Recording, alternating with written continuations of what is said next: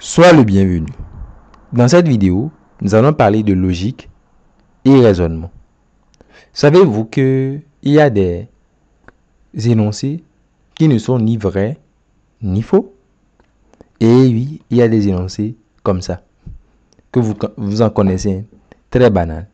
Je vous en donne quelques exemples. Bonjour monsieur. Bonjour monsieur n'est ni vrai ni faux. Bonjour monsieur, ça n'a aucune valeur de vérité. On est d'accord. Maintenant, je vais donner un exemple un peu plus intéressant. Quand je mets la phrase que j'écris, la phrase que je suis en train d'écrire est fausse. Est-ce que cette phrase que j'ai écrite, est-ce qu'elle est vraie? Réfléchissons un peu. Si cette phrase était vraie, alors elle serait fausse. Et si elle est fausse, alors elle serait vraie. Vous voyez que là, ça pose un problème paradoxal.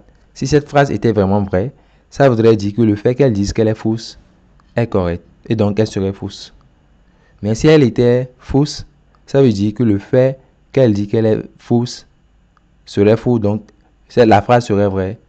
Et vous voyez que la phrase n'est donc ni vraie ni faux et il y aura un problème. C'est juste pour vous dire que en logique mathématique, il faut préciser il faut donner un nom aux énoncés qui possèdent une valeur de vérité. Parce que ce n'est pas tous les énoncés qui sont vrais ou faux. Est-ce que vous voyez? Je viens de vous en donner quelques exemples. Donc, ce sont ces énoncés qu'on appelle des assertions. Une assertion, en fait, c'est un énoncé auquel on peut attribuer la valeur de vérité vraie ou faux, mais jamais les deux à la fois. Voilà, c'est ça une assertion. Un énoncé qui est soit vrai, soit faux, mais jamais les deux à la fois. Donc, ne peut pas être vrai et faux en même temps. Ou bien, c'est un énoncé qui quand même a toujours une valeur de vérité. Vous le comprenez. Quelques exemples. L'énoncé Lomé est la capitale du Togo. C'est un énoncé vrai. L'énoncé 2,5 est un entier naturel. C'est un énoncé faux. L'énoncé Kofi est mortel. C'est un énoncé vrai. L'énoncé 19 est un multiple de 2 est faux. Je vous donne quelques énoncés et amusez-vous à leur attribuer une valeur de vérité. Voilà. Donc, prenez un temps pour répondre à ces questions et laisser des réponses. Bon, je vais donner la correction et j'essaie que vous aurez trouvé toutes les questions. Donc, prenons, on dit ici, de dire si les énoncés suivants sont des assertions, puis de donner leur valeur de vérité au cas échéant. Donc, d'abord, 3 plus 4 supérieur à 1000, c'est une assertion, bien évidemment. Et sa valeur de vérité, c'est qu'elle est comment? Elle est fausse. Le premier nombre premier est 3. Bon, on sait que le premier nombre premier est 2. Donc, le 2, c'est une assertion. Et elle est également fausse. Ensuite, le troisième énoncé, on met 3 plus 4 moins 2. 3 plus 4 moins 2, autrement dit, on met 7 moins 2, on met 5. Bon, 5, est-ce que 5 est vrai? Est-ce que 5 est faux? Non. 5 n'a pas de valeur de vérité. Donc, ce n'est pas une assertion. Voilà.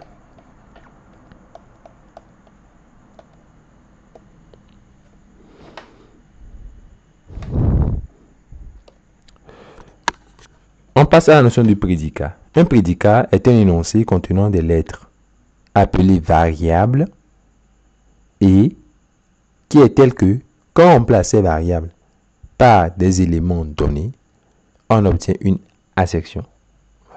Donc, par exemple, quand je mets l'énoncé x plus y égale à z, en fait, vous voyez, c'est un énoncé dans lequel il y a des variables. La variable x, la variable y et la variable z. Voyez-vous, on dira que c'est un prédicat à 3 variables. Parce que quand je donne à x, y, z des valeurs, je vais tomber sur une assertion.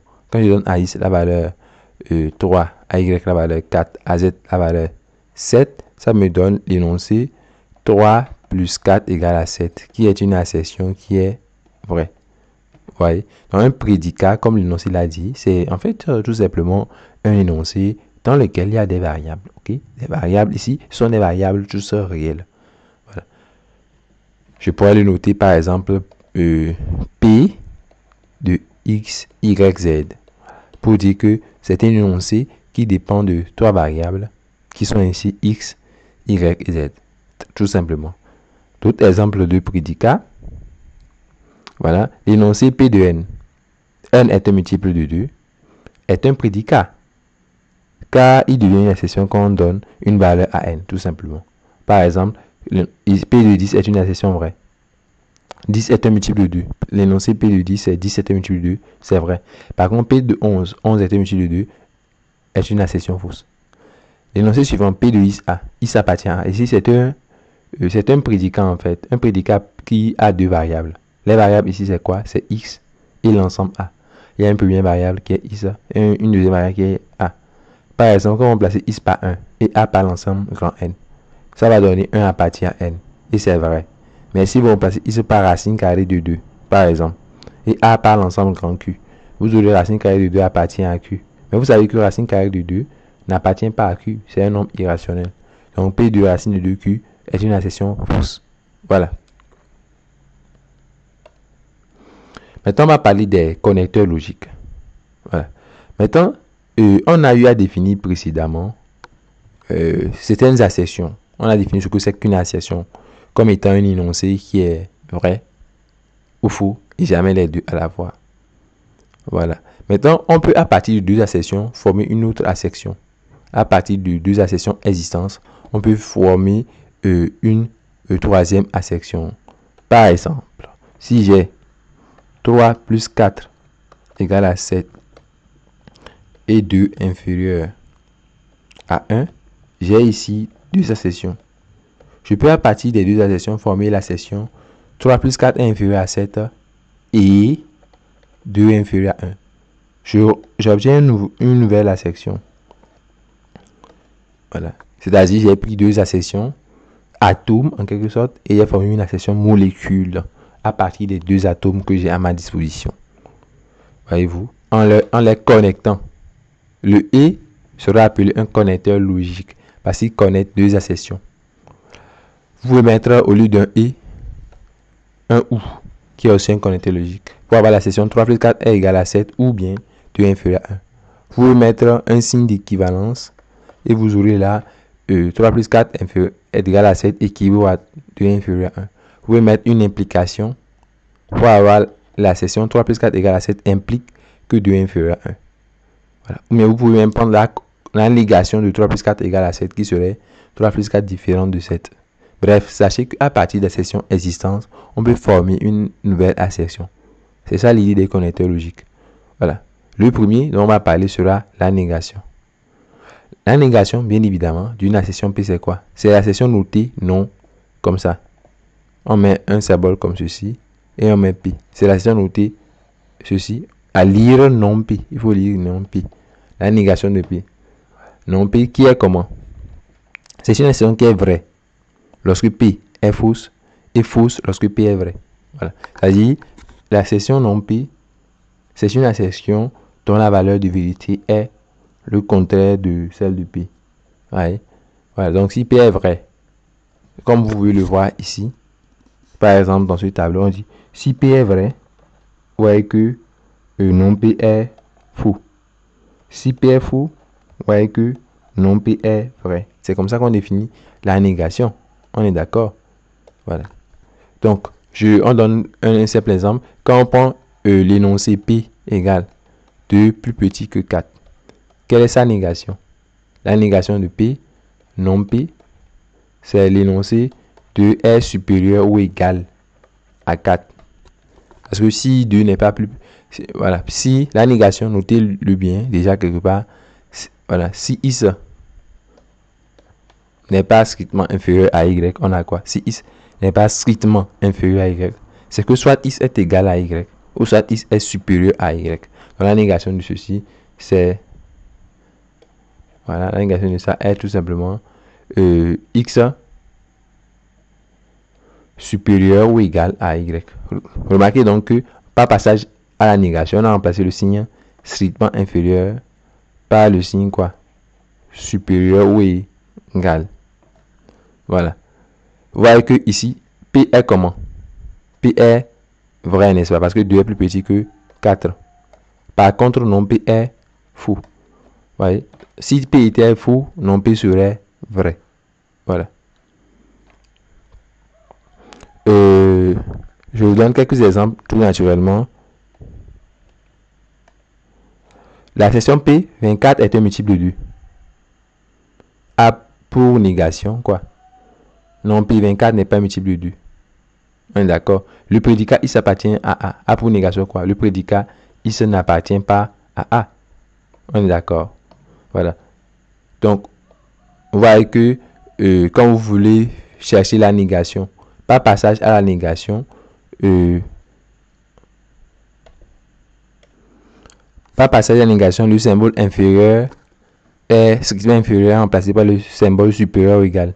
Le symbole d'appartenance sera remplacé par le symbole de non-appartenance.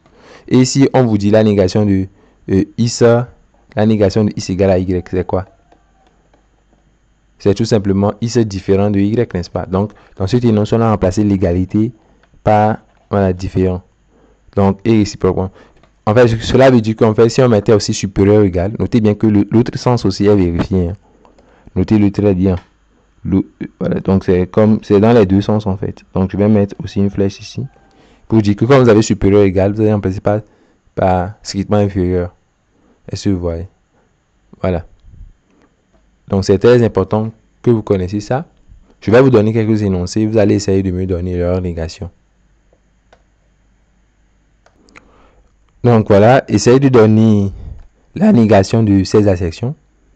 Voilà, prenez un temps de réflexion. C'est très important.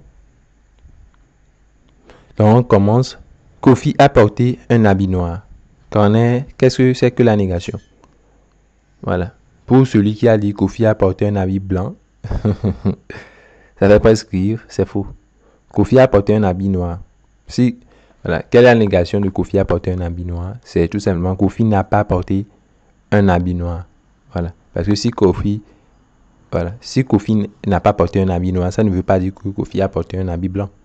Le contraire de la négation de noir, ce n'est pas blanc. Donc, la négation, c'est tout simplement Kofi n'a pas porté. Donc, c'est ça, la négation.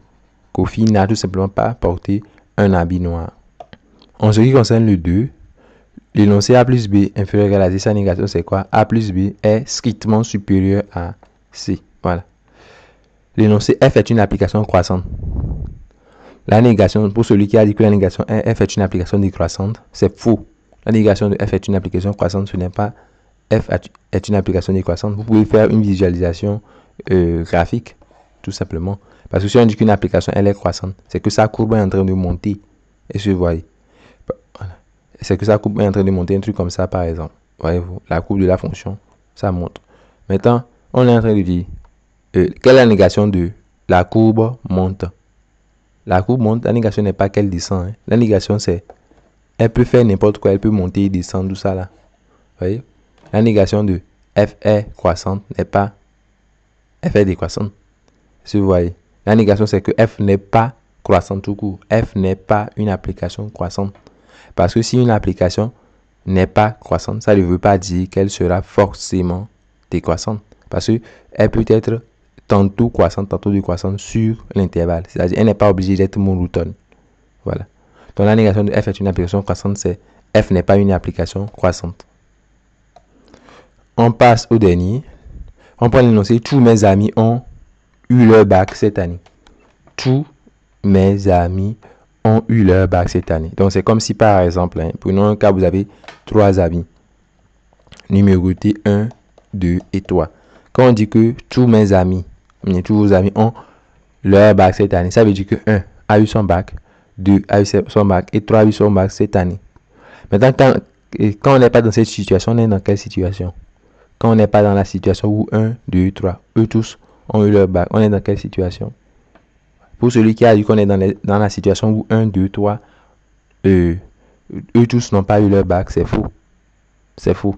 C'est-à-dire celui qui dit que la négation de tous mes amis ont eu leur bac cette année, celui qui dit que c'est tous mes amis n'ont pas eu leur bac cette année, là c'est faux. Parce que si on vous dit que, voilà, on vous fait savoir que l'énoncé tous mes amis ont eu leur bac cette année est fausse, qu'est-ce que vous devez penser?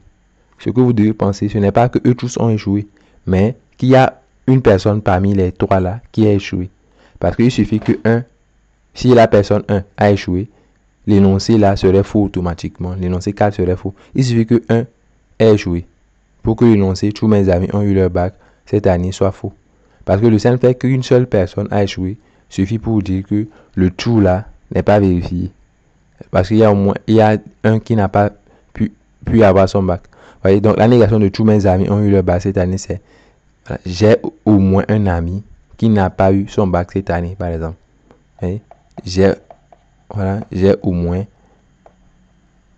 un ami qui n'a pas eu son bac cette année.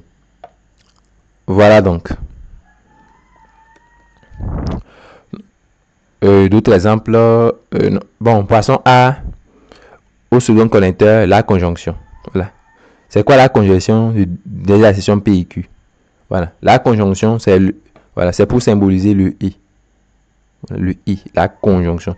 La conjonction de deux accessions P et Q est notée ceci. P et on met un symbole Q. Donc le I est noté formellement avec ce symbole. Voilà, un chapeau renversé. Voilà.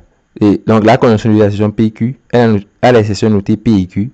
L'accession qui est comment? Qui est vraie lorsque P et Q sont simultanément vrais et fausses dans les autres cas. C'est naturel. C'est-à-dire dans le langage courant, quand vous mettez P et Q, c'est que P et Q sont vrais simultanément. Donc l'accession P et Q, c'est l'accession qui est vraie seulement dans un cas. L'accession P et Q, elle est vraie seulement dans un cas. C'est dans le cas où P est vrai et que Q est vrai. Vous voyez ça? Voilà. Donc, je vous présente la table de vérité de la conjonction. Voilà. Soit P est vrai et Q est vrai. Et dans ce cas, P et Q est vrai. Mais dans la situation où P est vrai et Q est faux, par exemple, dans ce cas, P et Q sera faux. Parce qu'il suffit qu'un seul soit faux. En fait, c'est comme ça qu'on définit la conjonction. Il suffit que une seule des accessions P et Q soit fausse pour dire que P et Q est fausse. Vous voyez l'idée? Voilà. Donc, dans la situation où P sera faux et Q sera vrai, dans ce cas, P et Q sera toujours faux. Dans le cas où les deux seraient faux, P et Q sera toujours faux. Vous voyez? Voilà. Donc, c'est comme ça qu'on définit la conjonction. Donc, P et Q. On dira que c'est la conjonction des accessions P et Q. Voilà. Et elle est vraie seulement si les deux sont... Voilà. C'est seulement si les deux accessions sont tout simplement vraies. Voilà. Donc, je vous donne quelques exemples. Voilà, en prenant ces accessions P, Q et R, P et Q. Est-ce que c'est une accession qui est vraie ou fausse? P est comment? P, 3 plus petit que 4 est vrai. On est d'accord. Q, 2 supérieur à 7 est fausse. R, 9 est inférieur à 10 est vrai. Donc, si vous prenez P et Q, comme P est vrai et que Q est faux, bah, P et Q serait comment? P et Q est tout simplement faux. Vous voyez ça? Si vous prenez P et R, quelle est sa valeur de vérité? P est vrai, R est vrai. Donc P et R est vrai. Si vous prenez Q et R, quelle est sa valeur de vérité? Q et R est comment? Q et R est faux. Voilà. Donc il suffit qu'une seule accession soit, il suffit que dans la conjonction, c'est-à-dire en général, si vous avez une conjonction de plusieurs assertions, assertion P1, vous avez P1 et P2, et P3, et ainsi de suite jusqu'à Pn. Si vous avez plusieurs assertions P1, P2 jusqu'à Pn, leur conjonction, ceci, P1 et P2 et P3 et Pn, en fait, c'est vrai seulement quoi? Elle serait vraie si seulement si eux tous sont vrais. C'est bon? Voilà, elle est vraie si seulement si. Si seulement si P1, P2 jusqu'à Pn sont comment? Sont tous vrais. Voilà. Sont simultanément vrais. Ils sont vrais au même moment. Voilà. Mais donc il suffirait par exemple que P1 seulement soit faux pour dire que tout l'ensemble est faux. Voyez-vous, il suffit qu'un seul gars ici, voilà, pêche pour que tout l'ensemble soit considéré comme un pécheur en quelque sorte. Voilà.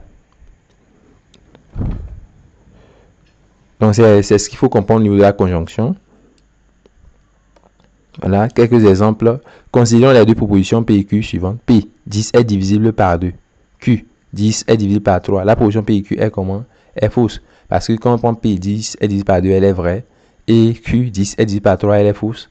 Donc, ce qui fait que P et Q doivent être fausses. Parce que Q est fausse. Voilà. Donc, je vais vous donner un exercice sur lequel vous devez réfléchir. Comme d'habitude.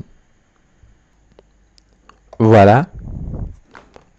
Donc, essayez de réfléchir là-dessus. Traitons la première question. Voilà. Ici, c'est de donner leur valeur de vérité. Est-ce que c'est vrai ou est-ce que c'est faux? Donc, ici, on prend 1 plus 1 égale 2 et 3 moins 7 égale à moins 4. Voilà. Comme ceci est vrai et que ceci est vrai, alors vous pouvez conclure que P est vrai. Q, 7 égale à 7, c'est vrai, alors que 1 plus 1 égale à 3 est faux. Donc, la conjonction de 2, elle est fausse. R, le millième décimal de pi est 7 et 1 plus 1 égale 2.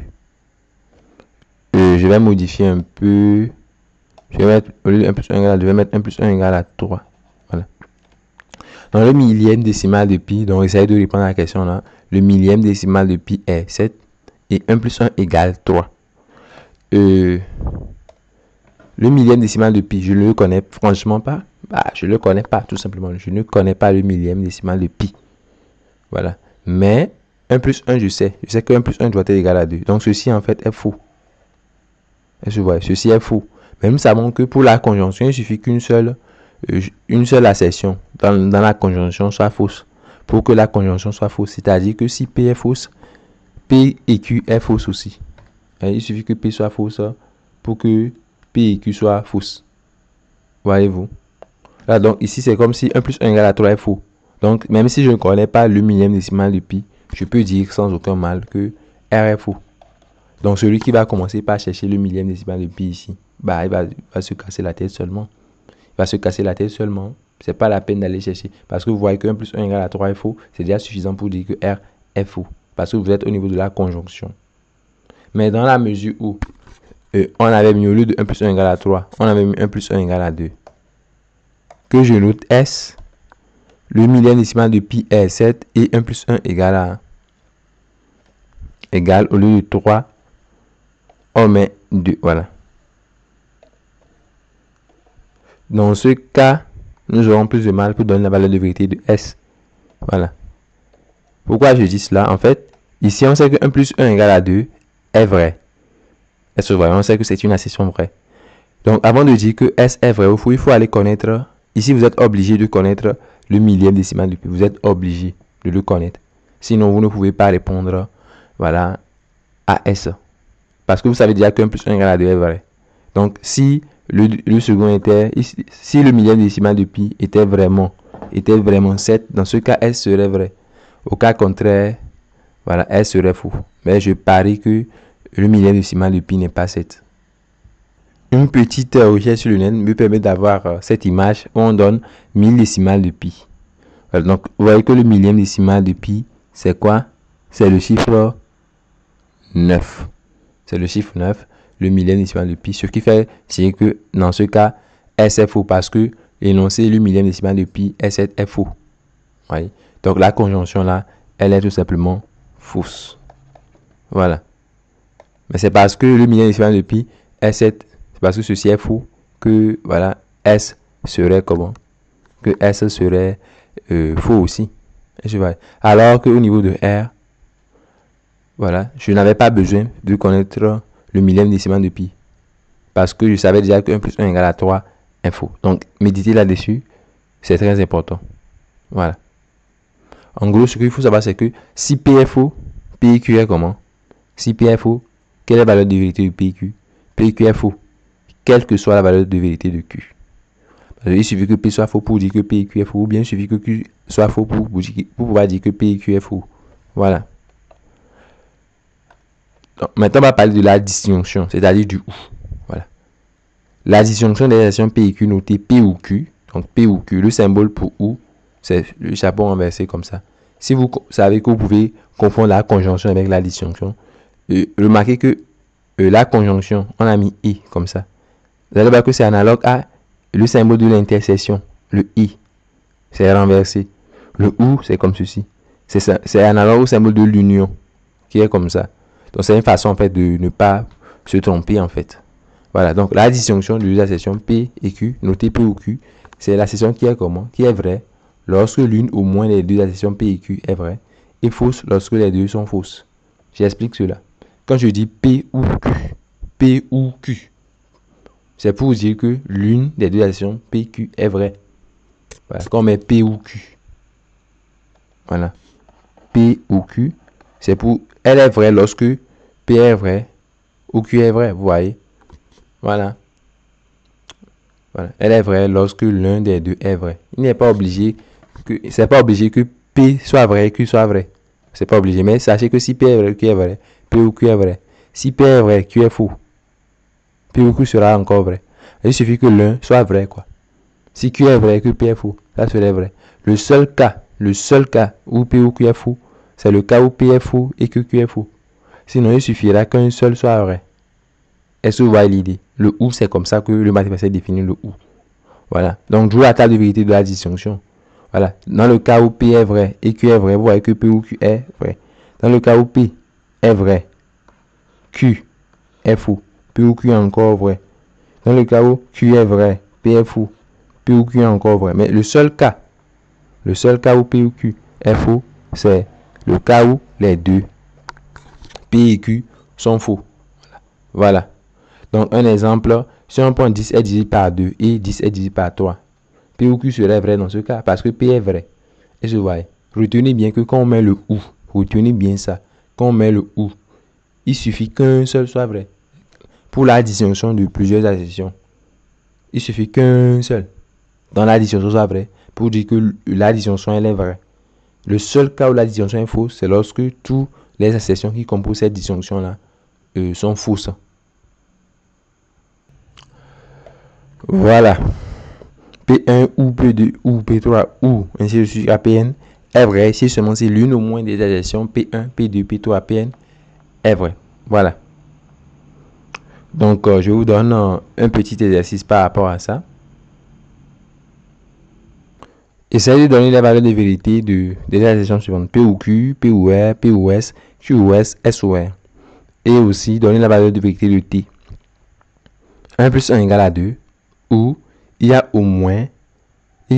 au total, voilà, 1 plus 1 égale à 2, où il y a au total 20 nombres premiers plus petits que 100. Voilà, 1 plus 1 égale à 2, où il y a au total 20 nombres premiers plus petits que 100. Donc, prenez un temps, au moins 5 minutes, pour voilà, réfléchir et répondre à ces questions. Donnez les valeurs de vérité de chaque assertion. Voilà. Donc, on sait par exemple que voilà, P est vrai parce que 1 est un réel. On est d'accord. Q est comment? Racine carrée de 2 est un nombre rationnel, c'est faux. Parce qu'on sait que racine de 2 est un nombre irrationnel. 2 est plus petit que 9, on sait que c'est vrai. 7 égale à moins 7, on sait que c'est faux. Donc, quand on prend P ou Q, comme P est vrai. Donc, ça me suffit pour dire que P ou Q est vrai, quoi. Vous voyez? Parce que P est vrai. P est vrai, donc P ou R est vrai. P est vrai, donc P ou S est vrai. Q ou S, qu'en est-il de Q ou S? Donc, Q ici, c'est faux, vous voyez? S aussi est faux. Donc, aucune des additions Q et S ne sont vraies. Donc, Q ou S va être forcément faux. Référez-vous à la table de vérité de la disjonction. S ou R. S ou R. Bon, S ici, c'est faux. Mais R est vrai. Donc, S ou R est vrai. Parce que R est vrai. Vous voyez? Voilà. Maintenant, au suivant, 1 plus 1 égale à 2. On sait que c'est vrai. On n'a pas besoin de connaître la valeur de vérité de ceci. On n'en a pas besoin. Parce que le simple fait que 1 plus 1 égale à 2 soit vrai, nous suffit pour dire que T est vrai. Parce qu'on est face à une disjonction. Comme je vous disais, pour la disjonction, pour le ou, il suffit que l'une des assertions soit vraie pour que la disjonction soit vraie. On n'a pas besoin de voir l'autre. Il y a au total... Voyez? Mais dans le cas où, au lieu de 1 plus 1 égale à 2, j'avais mis 1 plus 1 égale à 3. Dans ce cas, je devais mettre quoi? Pour valeur de vérité. Si on a A, 1 plus 1 égale à 3, ou il y a au total 20 nombres premiers plus petits que 100. Voilà, comme 1 plus 1 égale à 3 est faux, là je suis bien obligé d'aller voir qu'est-ce qui se passe. Est-ce que je suis obligé d'aller voir la valeur de vérité de l'autre pour voir est-ce que c'est vrai? Auquel cas A serait vrai. Au cas contraire, si c'était faux, A serait faux. Voyez-vous, parce que 1 plus 1 égale à 3 est déjà faux. Si l'autre aussi est faux, là, A serait faux. Donc là, je suis obligé d'aller compter le nombre de nombres premiers qui sont plus petits que 100. Quand vous examinez cette liste de nombres premiers, vous voyez que le nombre premier qui est le nombre premier le plus proche de 100, c'est 97 en étant en gauche. Hein. C'est 97 inférieur à 100. Le nombre premier le plus proche en étant inférieur à 100, c'est 97. Et on trouve au total 25 nombres premiers inférieurs à 100. Ce qui veut dire que l'autre proposition elle est fausse. Donc comme ceci est faux et que 1 plus 1 égale à 3 aussi est faux, dans ce cas A est faux. Voilà. Donc on passe au suivant alors. On va parler de l'implication. On prend P et Q des assertions. L'assertion P implique Q, appelée implication de P vers Q, est une assertion qui est fausse lorsque P est vrai et Q est fausse. Et est vrai dans tous les autres cas. Je répète, l'assertion P implique Q est vrai seulement dans le cas où P est vrai. Voyez-vous? Donc, lorsque P est vrai et que Q est faux, dans ce cas, P implique Q est vrai. Et dans tous les autres cas, P implique Q serait faux. Bon, j'explique à peu près l'idée de l'implication afin que vous ne soyez pas obligé de bûcher quand même cette définition. Ce n'est pas obligé de bûcher cette définition parce que c'est naturel en fait. Je reprends, hein. Il me semble que j'ai fait une petite erreur.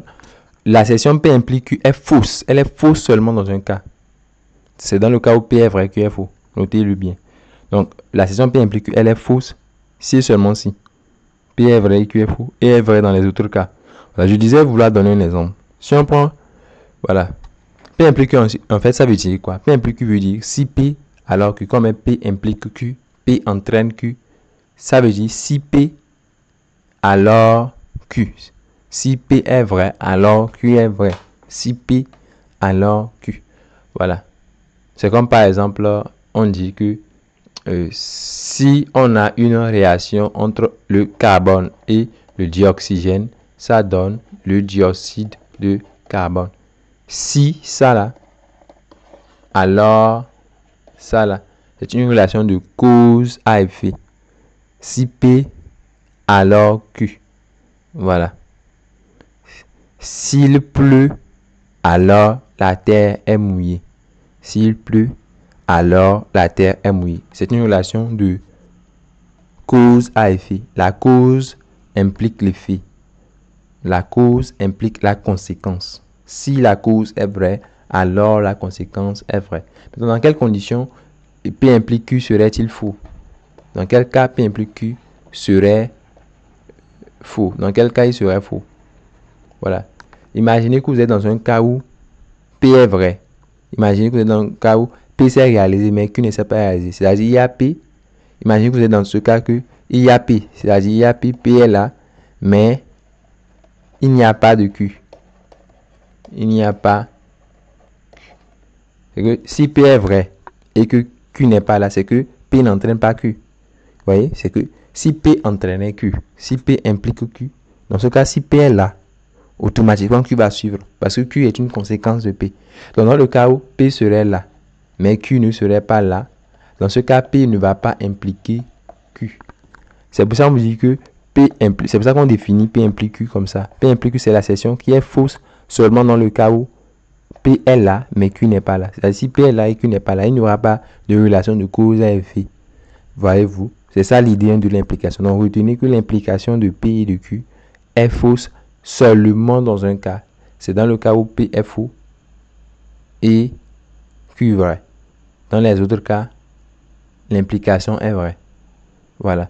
Donc, quand je parle d'autres cas, c'est quoi? C'est le cas où le faux implique le faux. Vous savez que le faux, on peut partir d'un résultat faux et obtenir un résultat faux. Sachez que le faux, voilà, implique le faux.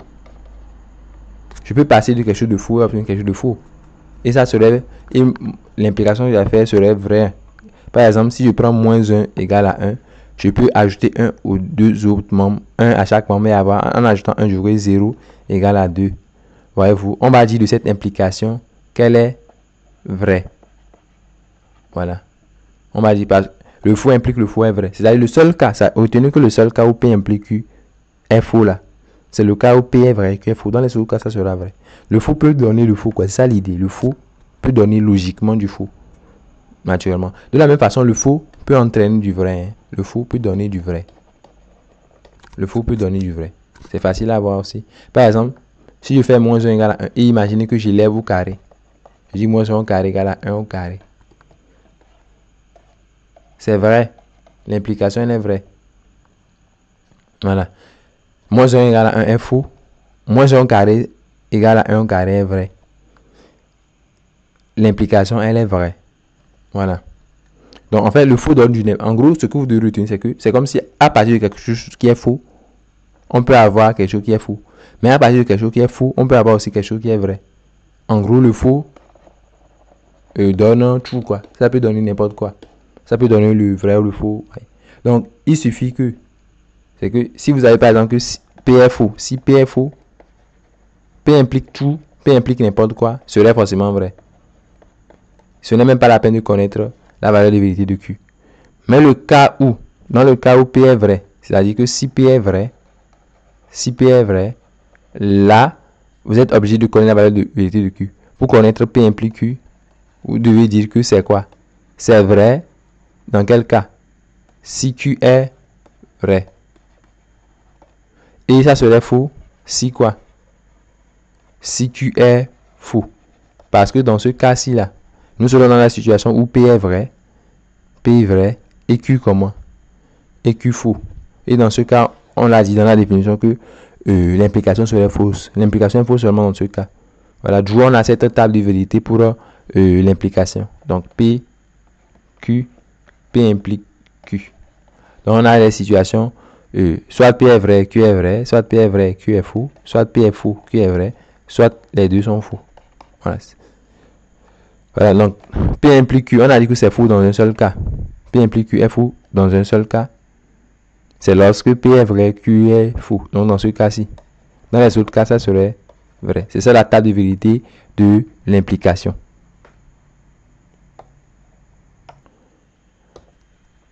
Donc dans P implique Q, P est une condition suffisante pour Q et Q est une condition nécessaire pour P. Bon, je sais que quand on parle de conditions nécessaires suffisantes, les gens se mélangent souvent les pédales. Je vais bien expliquer ça. Donc, quand vous mettez P implique Q, qu'est-ce que ça veut dire? Ça veut dire que il suffit que P soit vrai pour que Q soit vrai. Ouais, il suffit qu'il y ait P pour avoir Q. Dans ce qu'on va dire que P suffit pour Q. Est-ce que vous voyez l'idée? Voilà. Il suffit qu'il pleut pour que la terre soit mouillée. Est-ce que vous voyez? Donc, le P qui est ici sera appelé condition suffisante pour Q. P est une condition suffisante pour Q. Voilà. Maintenant, je vais voir la chose autrement. Si on dit, s'il pleut, alors la terre est mouillée. Ça veut dire que la terre est mouillée est nécessairement vrai. C'est que c'est nécessairement vrai lorsque il pleut. S'il pleut, la terre est nécessairement mouillée. On est d'accord? Nécessairement. Bon, à moins qu'il y a un toit. Je suppose qu'on n'est pas dans le cas où il y a un toit. S'il pleut, la terre est nécessairement mouillée. On est d'accord? Voilà. Donc, on va dire que la terre est mouillée est une condition nécessaire pour la session il pleut. Vous voyez? Ou bien, en général, comme vous avez P implique Q. Si P alors Q, voilà. Par exemple, si je mets C plus O2 donne CO2, on va dire que CO2 est nécessaire lorsque on a C plus O2. C'est-à-dire que on dira que Q est une condition nécessaire pour P.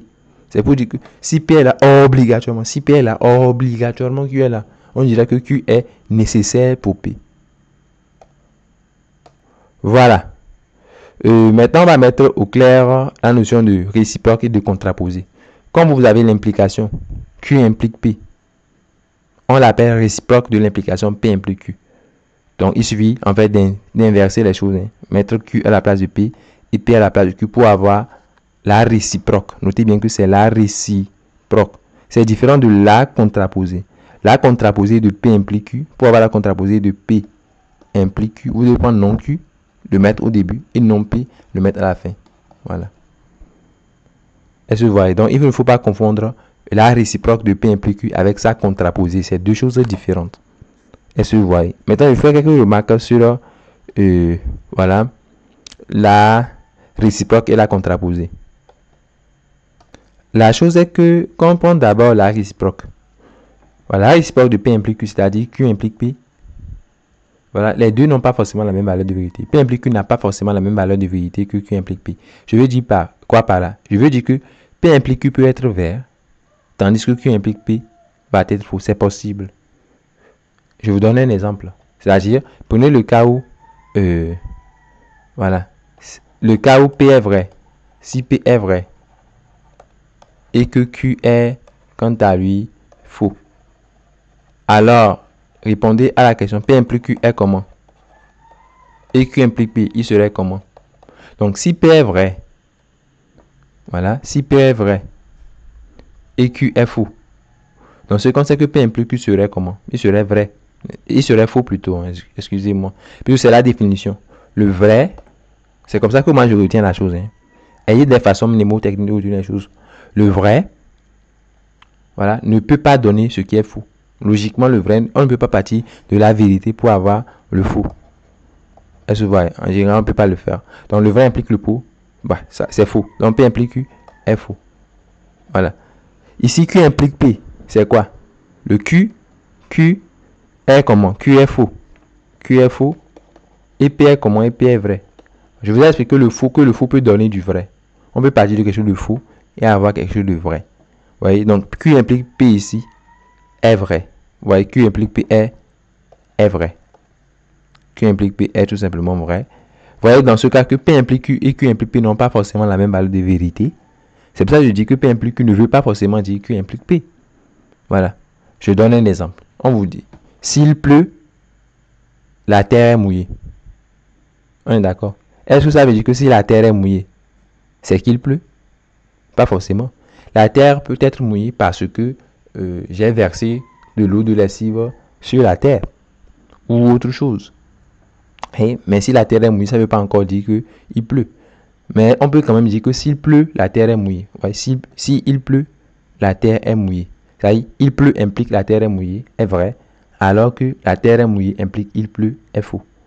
Est-ce que vous voyez l'idée? Voilà. Donc, sachez que ce que je veux que vous reteniez ici, c'est que une implication ne veut pas dire sa réciproque. L'implication peut être vraie et sa réciproque va être faux. De la même façon, l'implication peut être vraie et sa réciproque sera vraie. Là, c'est quand même possible aussi. C'est possible que l'implication soit vraie et que sa réciproque aussi soit vraie.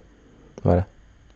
C'est par exemple l'exemple du théorème de Pythagore. On dit que si ABC est un triangle rectangle en A, dans ce cas, on a BC carré égale à quoi?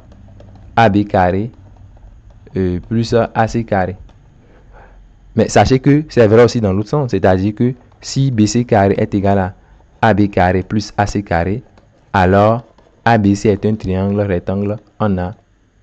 Est un triangle rectangle en A. Donc là, les deux implications sont vraies en fait. Voyez? Donc ça c'est le théorème de Pythagore et ça c'est la réciproque du théorème de Pythagore. Ici le théorème et sa réciproque sont vrais. Voyez-vous? Donc c'est pas dans tous les cas où la réciproque et le théorème eux-mêmes n'auront pas la même valeur de vérité. Voilà, j'espère que vous aurez compris cela. Maintenant, qu'en est-il de la contraposée? La contraposée de P implique Q, c'est non Q implique non P. Voilà. Donc on va ensemble voir. Voilà. Est-ce que P implique Q et non Q implique non P? Est-ce qu'on a la même valeur de vérité? Oui. Voilà. Une implication et sa contraposée ont la même valeur de vérité. P implique Q et non Q implique non P ont la même valeur de vérité. Voilà. Qu'est-ce que nous voulons dire par là? Voilà. Nous voulons dire par là que si P implique Q est vrai, non Q implique non P serait vrai. Et que si non Q implique non P aussi est vrai, P implique Q aussi serait vrai. Ça veut dire que les deux ont la même valeur, quoi. Ouais, j'explique en fait. Voilà. Si on vous dit que la cause entraîne l'effet, qu'est-ce que vous voulez dire automatiquement? Vous voulez dire que s'il n'y a pas l'effet, c'est qu'il n'y a pas la cause. si vous savez qu'une cause entraîne un certain effet, si vous n'observez pas cet effet-là, ça veut dire qu'il n'y a pas la cause, tout simplement. Si par exemple, le cancer se manifeste par certains symptômes, on sait que s'il y a le cancer, alors il y a forcément certains symptômes. Forcément. Ça veut dire que s'il n'y a pas ces symptômes-là, alors c'est qu'il n'y a pas le cancer. Tout simplement. Vous voyez, c'est aussi simple que ça. Hein? C'est rien de vraiment compliqué. Voilà. Vous voyez, la cause implique l'effet. Ça veut dire la même chose que... Veut dire que... Pas d'effet. S'il n'y a pas d'effet, c'est qu'il n'y a pas de cause. Pas de cause. Est-ce que vous voyez? Pas d'effet implique pas de cause. C'est ça en fait. P implique Q. Voilà. Ça veut dire que s'il n'y a pas Q, si Q n'est pas là, alors P n'est pas là. Celui qui dit que si P, alors Q, dit la même chose que celui qui dit que si non Q, alors non P. Donc c'est pour ça que les deux ont la même valeur de vérité en fait. J'essaie que vous comprenez ce que je dis. Voilà. P implique Q et non Q implique non P ont exactement la même valeur de vérité. Avec le théorème de Pythagore par exemple, ça voudrait dire que quoi? Voilà, si je prends cet énoncé, voilà. Ça veut dire que on peut aussi dire que si BC carré est différent de AB carré plus AC carré, alors ABC n'est pas quoi? ABC n'est pas un triangle rectangle tout simplement au point A. Est-ce que vous voyez l'idée? Voilà. C'est-à-dire, c'est comme si ça là c'est P et ça là c'est Q. Ça contraposé c'est non Q implique non P. Maintenant, sachez que la contraposée d'une assertion et l'implication initiale ont la même valeur de vérité. Exemple, si je prends P égale à 1 égale à 1 et Q qui est l'énoncé 1 égale à 2. On sait que P est comment? P est tout simplement vrai et Q est faux. Donc si on prend P implique Q, P implique Q serait comment dans ce cas? P implique Q. On va considérer P implique Q et non Q implique non P. On va essayer d'examiner leur valeur de vérité. Donc ici, le vrai entraîne le faux. On sait que P implique Q serait faux dans ce cas. Non Q implique non P. Non Q est comment? Non Q est vrai. On est d'accord parce que Q est faux. Non P est comment? Non P est faux. Vous voyez que ça donne toujours le vrai implique le faux. Est-ce que le vrai peut donner du faux? Non.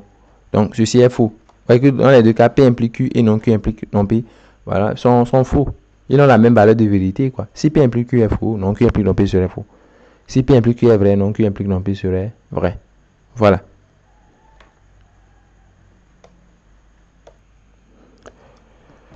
Voilà cet exemple. Soit des propositions P, il pleut, et Q, je me mets à l'abri. On a P implique Q, ça veut dire s'il pleut, alors je me mets à l'abri. Q implique P, ça veut dire que si je me mets à l'abri, alors il pleut. Non Q implique non P, c'est quoi? Si je ne me... Non Q, c'est... Je ne me mets pas à l'abri. Voilà, si je ne me mets pas à l'abri, alors il ne pleut pas. Voilà. Donc, voilà, ceci c'est la réciproque, ceci c'est la contraposée. Donc, voilà. Nous allons passer au dernier connecteur logique que nous allons voir, l'équivalence. Soit à P et Q des assertions, l'assertion P équivaut à Q, appelée équivalence de P et de Q, est une assertion qui est vraie lorsque P et Q sont simultanément vrais ou fausses, voilà, ou fausses effectivement, et est fausse dans les autres cas. Je vais expliquer cela. Quand vous avez P équivaut à Q, voilà. Ce que vous devez comprendre par là, ça veut dire que P a le même sens que Q. En plus, c'est ça. Hein? Voilà. C'est-à-dire P équivaut à Q, en fait, est vrai seulement dans le cas où. C'est vrai seulement dans le cas où P est vrai. Les cas où P équivaut à Q sont vrais, c'est dans le cas où P est vrai, Q est vrai. Ou bien P est faux, Q est faux. C'est-à-dire l'équivalence de P et Q, ça veut dire que les deux ont la même valeur de vérité en quelque sorte. C'est-à-dire la valeur de vérité de P est la même chose que celle de Q. Voilà. Donc c'est dans ce cas qu'on met l'équivalence. Par exemple, je pourrais dire que 1 égale à 1 est équivalent à 10 supérieur à 1. Parce que les deux sont vrais. Il suffit que vrai, vrai. Est-ce que vous voyez? Je pourrais dire par exemple que 3 égale à 4 est équivalent à moins 1 égale à 10. Parce que les deux sont comment? Les deux sont faux. Vous voyez? Donc, Les deux équivalences que je viens de donner là sont vraies. Donc cette équivalence, elle est vraie. Cette équivalence aussi, elle est vraie. Par contre, si je prends 3 égale à 4 équivaut à 1 égale à 1, c'est une équivalence qui est comment? Qui est fausse. Pourquoi c'est une équivalence qui est fausse? Parce que 3 égale à 4 est faux, alors que 1 égale à 1 est vrai. Est-ce que vous voyez? C'est-à-dire, si c'est faux, faux, le faux équivaut au faux, le vrai équivaut au vrai. Mais le faux ne peut pas être équivalent au vrai. Est-ce que vous voyez? Donc, quand on met l'équivalence entre deux choses, comme ça, c'est que les deux choses de part et d'autre de l'équivalence ont la même valeur de vérité. Voilà. Donc, vous voyez la table de vérité de l'équivalence. Voilà. P équivaut à Q est vrai seulement dans le cas où P est vrai, Q est vrai. Et aussi dans le cas où P est faux, Q est faux. Vous voyez que c'est les seuls cas où c'est vrai. Dans les autres cas, c'est faux. Le vrai ne peut pas être équivalent au faux. Le faux n'est pas équivalent au vrai. Voilà.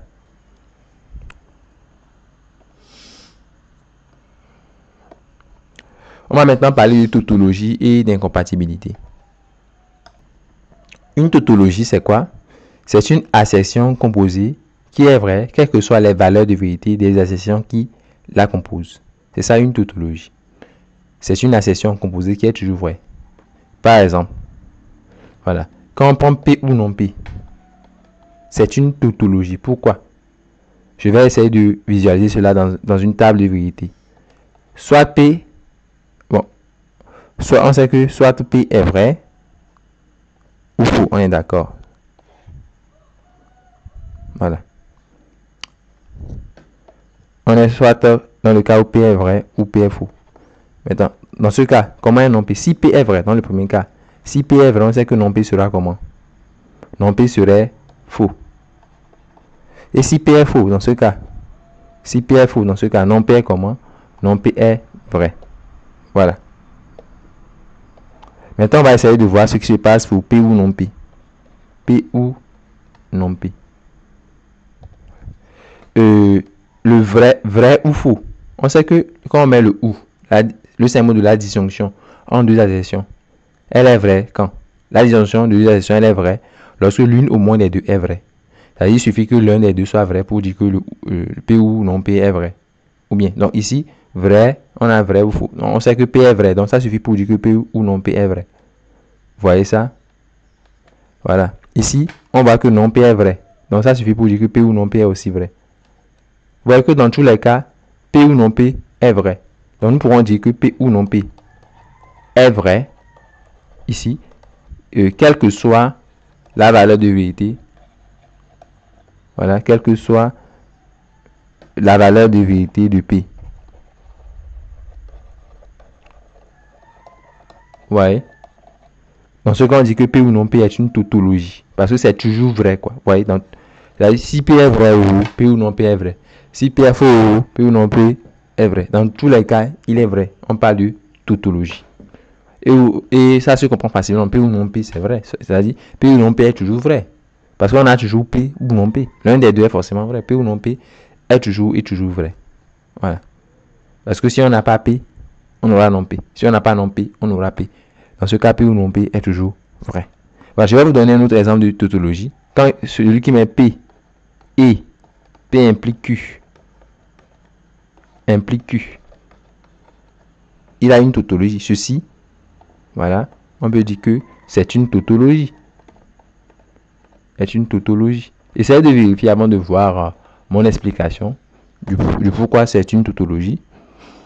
Donc, essayez quand même de vérifier. Voilà. Ok. Je vais essayer de le vérifier. Donc, regardez ce que je fais seulement après votre propre réflexion. Hein. Sinon, vous n'allez pas apprendre grand-chose. Donc, ici, il y a deux assertions. Il y a deux assertions atomes en quelque sorte. Ça, là, c'est une assertion composée à partir des assertions P et Q. Donc, je mets initialement P. Vous voyez, je mets initialement P et Q. Voilà. Maintenant, les assertions qui sont là-dedans et qui m'intéressent, c'est lesquelles? Il y a P implique Q qui m'intéresse. On est d'accord? Il y a P implique Q qui m'intéresse. Donc, je vais m'intéresser à P implique Q. Ensuite, je vais m'intéresser à P et P implique Q. Et c'est à la fin que je vais m'intéresser à P et P implique Q. Voilà, le tout implique quoi? Le tout implique Q. Voilà.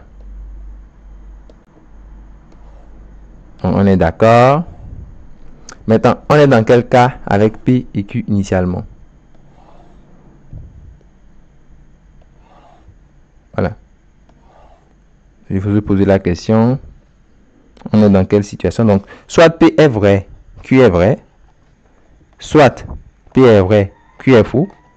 Soit P est faux, Q est vrai. Soit P est faux, Q est faux. Donc, c'est les cas dans lesquels on est.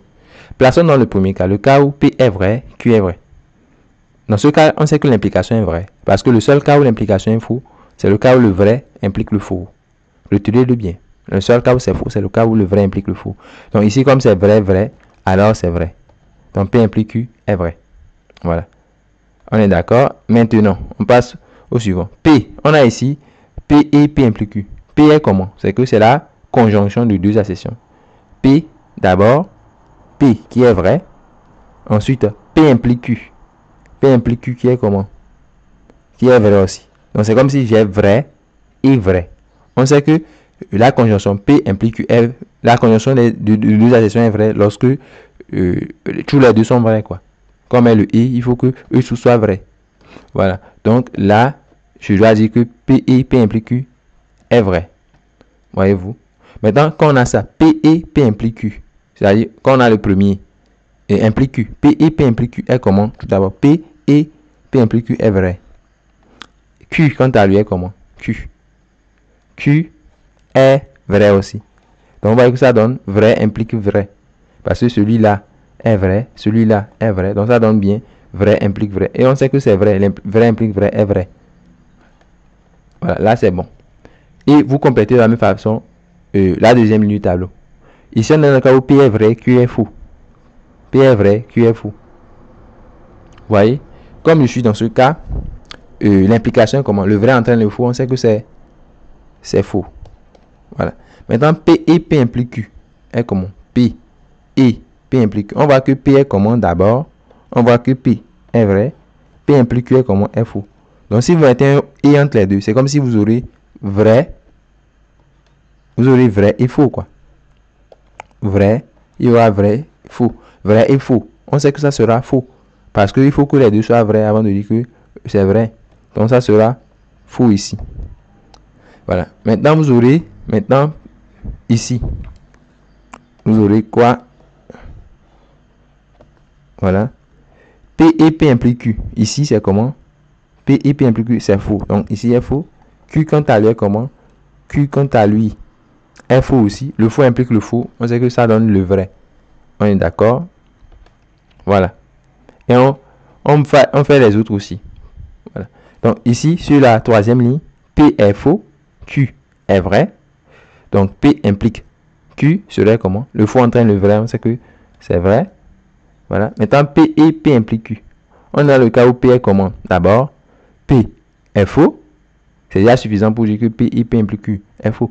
Parce que P est faux, P implique Q est vrai. Donc, on aura faux et vrai. Ça va donner faux. Maintenant, P et P implique Q est faux.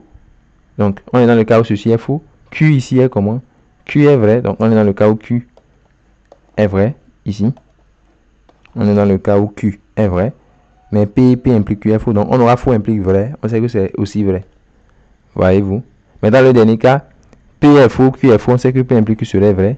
P et P implique Q. P est faux, P implique Q est vrai. P et P implique Q est faux.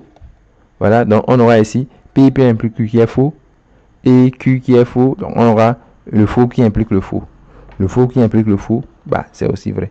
Parce que dans tous les cas, on voit que dans tous les cas, voilà, il faut juste voir la dernière colonne. Dans tous les cas, P et P implique Q est toujours vrai. C'est toujours vrai. Quelle que soit la valeur de vérité de P. Quelle que soit la valeur de vérité de P et de Q. Hein. Donc, en gros, c'est une accession composée à partir des accessions P et Q qui est toujours vrai. Qui est toujours et toujours vrai à partir de qui est toujours et toujours vrai. Quelles que soient les valeurs de vérité de P et de Q.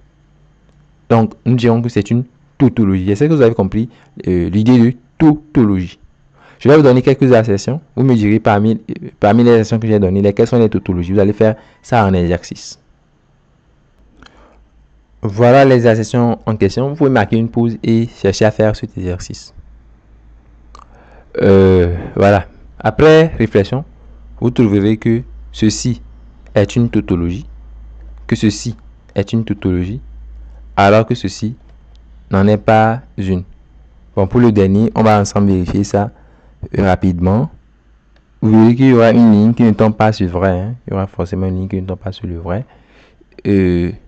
Voilà, le cas où, voilà, dans le cas où P est vrai. Bon, faites le tableau complet. Hein. Moi, je vais vous montrer là où vous allez trouver un problème dans le tableau. Dans le cas où P est vrai. OK. Et Q faux. Vous verrez dans ce cas que P et Q est comment? P et Q sera faux parce qu'on aura vrai et faux. Ça serait faux. Et dans ce cas, P implique Q serait comment? Comme P ici est vrai et que P implique Q est faux, on aura vrai implique faux.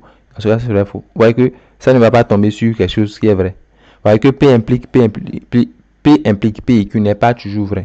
Puisque ça peut être faux. Dans ce cas particulier. Faites, vous pouvez faire le tableau complet. Hein. Et ceci peut être faux. Donc, ce n'est pas une tautologie. Mais les deux autres sont des tautologies. Je vous recommande de faire leur table de vérité pour le vérifier. Vous verrez que ce sont des assertions qui sont toujours vraies. On va donc passer au suivant. On parle d'incompatibilité. Le mathématicien dit que deux assertions sont incompatibles si leur conjonction est fausse. C'est-à-dire que quand vous avez deux assertions P et Q, ils seront incompatibles lorsque quand on les met ensemble, on obtient quelque chose de faux. C'est-à-dire qu'ils ne peuvent en quelque sorte pas coexister ensemble. On dira qu'il y a incompatibilité. Par exemple, si je prends x inférieur ou égal à 1 et x supérieur ou égal à 10, on ne peut pas avoir les deux là ensemble. X peut être inférieur à 1, d'accord? X peut être supérieur à 10, d'accord? Mais on ne peut pas à la fois avoir x inférieur à 1 et en même temps x supérieur à 10. Ce n'est pas possible. Vous voyez? Voilà, ceci est faux. On va dire que les énoncés x inférieur ou égal à 1 et x supérieur ou égal à 10 sont comment? Sont tout simplement incompatibles. Voilà. Donc on dit de P et Q qui sont incompatibles lorsque P et Q est faux, quoi. Faux. Voilà. Donc le fait de dire que P et Q sont incompatibles, je veux tout simplement dire que la session P et Q est faux. C'est ce que ça veut dire. Par exemple, quand on prend P et non P, bah, sont incompatibles, on est d'accord. P et non P sont incompatibles. Parce que P et non P est toujours faux. Hein. P et non P, on ne peut pas avoir P et en même temps avoir non P. P et non P, vous pouvez voir ça dans une table. Hein. Vous pouvez voir ça dans une table. Si vous mettez P, soit c'est vrai, soit c'est faux. Non P, dans ce cas, lorsque P est vrai, non P est faux. Lorsque P est faux, non P est vrai. Et si vous mettez P et non P, vous allez voir que vrai et faux, c'est faux. Faux et vrai, c'est faux. Vous voyez que dans tous les cas, P et non P est toujours faux. Voilà. C'est-à-dire, on va dire que dans ce cas, P et non P sont comment? Sont tout simplement incompatibles. Voilà. C'est ça l'incompatibilité. C'est ça l'incompatibilité. Voilà. Donc, c'est très simple. C'est une définition assez abordable pour vous. Voilà. Je vais vous donner quand même, comme d'habitude, quelques exemples. Vous me direz si les prédicats que je donne sont incompatibles ou non. Vous me dites dans chaque cas si les deux assertions sont incompatibles ou non. Voilà. Est-ce que celui-là et celui-là sont incompatibles? Est-ce que celui-ci et celui-ci sont-ils incompatibles? Est-ce que cet énoncé et celui-ci sont-ils incompatibles? Voilà, donc, marquez une pause et réfléchissez profondément là-dessus avant de voir la correction. Donc, prenons le premier. X appartient à moins l'infini à 0. Y appartient à 1 à plus l'infini. Est-ce qu'ils sont incompatibles? Voyons voir ce qui se passe sur une droite. Je mets 0, 1. X appartient à moins l'infini à 0. Ça veut dire que X est ici. Y appartient à 1 à plus l'infini. Ça veut dire que Y est ici. Voilà qu'on ne peut pas avoir les deux en même temps. On ne peut pas à la fois avoir X. Bon, en fait, je vais changer ici. Hein. Je voulais mettre X. Ok. Je voulais mettre X. Donc, est-ce qu'on peut au même moment avoir X ici et ici? X peut être à la fois ici et ici. X serait-il comment dit-on? Omniprésent. X ne peut pas être à la fois entre moins l'infini et 0 et 1 à plus l'infini. Ce n'est pas possible. Donc, dans ce cas, on va dire que leur conjonction est fausse. Voilà. Voilà, si on prend leur conjonction, ça, voilà, et si on prend et ça, on dira que c'est faux. Voilà. Donc, dans ce cas, on va dire que les deux sont comment? Les deux assertions sont comment? Incompatibles. Donc, on dira que voilà, les deux sont voilà, incompatibles. Donc, oui, ils sont incompatibles. Voilà. Maintenant, est-ce que x inférieur égale à y et y supérieur égale à y sont-ils incompatibles? Voilà. En fait, ce n'est pas le cas. On ne peut pas dire qu'ils sont incompatibles. Parce que si vous avez x inférieur égale à y et x supérieur égale à y, c'est possible en fait. C'est possible lorsque quoi? Lorsque x égale à y. C'est possible lorsque x égale à y. Exemple, prenez x égale à 3 et y égale à 3. Vous verrez que 3 est inférieur ou égal à 3.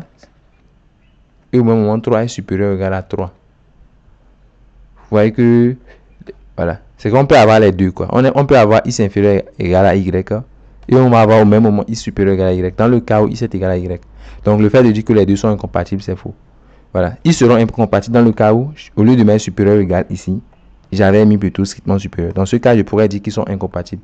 Mais comme c'est supérieur ou égal que j'ai mis, non, ils ne sont pas incompatibles. Prenons le dernier, P équivaut à Q.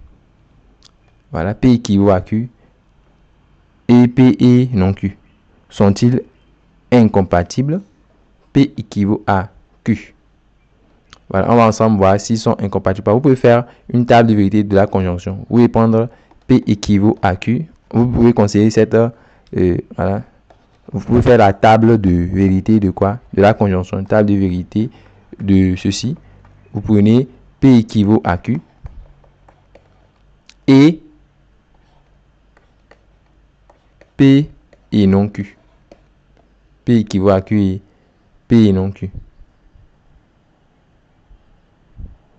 Vous allez voir que dans tous les cas, c'est faux. Vous pouvez le vérifier. Bon, je vais faire ça dans un simple cas. Vous allez traiter tous les cas. En fait, il y a 8 cas à traiter ici. Voilà. Donc, si vous prenez P, Q, P vrai, Q vrai, dans ce cas-ci, vous verrez que voilà, P équivaut à Q est comment? Voilà, P équivaut à Q serait vrai. On est d'accord parce que les deux sont vrais. Qu'en est-il de P et non Q? Bon, d'abord, qu'en est-il de non Q? Non Q, comme Q est vrai, non Q est faux. Maintenant, qu'en est-il de P et non Q? On va comme dans le cas où P est vrai, non Q est faux. Donc, si on fait le et, on aura vrai et faux. On sait que ça serait faux. Il suffit qu'un seul soit faux pour que la conjonction des deux soit faux. Donc, P et non Q, lui, sera faux. P et non Q sera faux. Maintenant, si vous mettez un et entre P implique Q est vrai. P et non Q est comment? Est faux. Vous voyez que si on met P équivaut à Q et P et non Q, comme P équivaut à Q est vrai, alors que P et non Q est faux, dans ce cas, quand on met le et entre les deux, on va avoir quelque chose qui est faux. Voyez-vous? Vous allez voir que dans tous les cas, c'est faux. En fait, c'est assez facile à comprendre. Essayez d'établir la table, vous verrez que dans tous les cas, c'est faux. En fait, pourquoi est-ce que dans tous les cas, ça sera faux? Vous voyez, quand je mets P équivaut à Q, ça veut dire que P et Q ont la même valeur de vérité. P et Q auront la même valeur de vérité. Maintenant, si P et Q ont la même valeur de vérité, ça veut dire que la valeur de vérité de non Q sera différente de celle de P. Par exemple, si P est faux, Q est faux, non Q, lui, serait vrai, alors que P est faux. C'est-à-dire les deux ont des valeurs de vérité contraires, ce qui veut dire que leur conjonction serait fausse. Donc, ceci serait fausse, quoi. Voilà. Ceci serait fausse lorsque ceci est vrai. Donc, si ça là est vrai, si P équivaut à Q est vrai, ce que je veux dire, c'est que si P équivaut à Q est vrai, alors, dans ce cas, P et non Q serait faux, quoi. Serait faux. Et dans ce cas, quand vous mettez un et entre les deux, si vous mettez, puisque ceci est vrai et que l'autre est faux, quand vous mettez un et entre les deux, vous allez obtenir quelque chose de faux.